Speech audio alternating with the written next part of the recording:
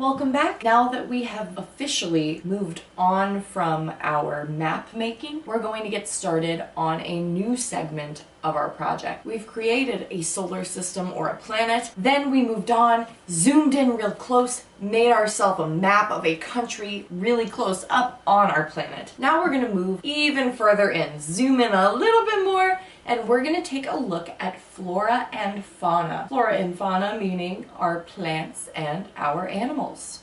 So as I said before, flora and fauna are our plants and animals that live in our world. So we've got a variety of animals, bugs of all shapes and sizes, and plants that surround our world. Now, when we're looking at flora and fauna, we already know some pretty basic things that we might see every day. So we're going to look at a lot of unique looking animals. A lot of them have different faces with crazy big ears, eyes, teeth, funky looking arms and legs, but some of them don't even have any of those features. Things like our starfish, for example. We have some animals that come from the ocean that would be covered in scales like fish or like lizards that live on land. And then we have animals covered in fur.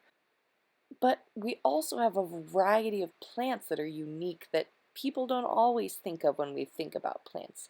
They've got crazy colors. Some of them even eat animals, which is kind of crazy.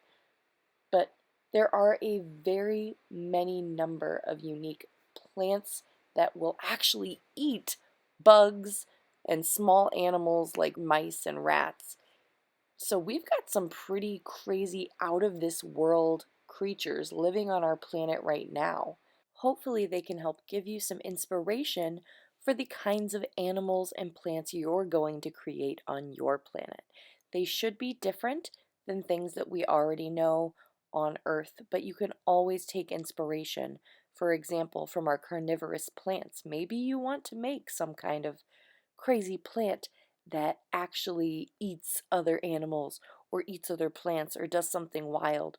Maybe your animals are going to be more like a plant in nature where they grow out of the ground. It could be anything you'd like. The most important thing is that you have fun with it and you get creative.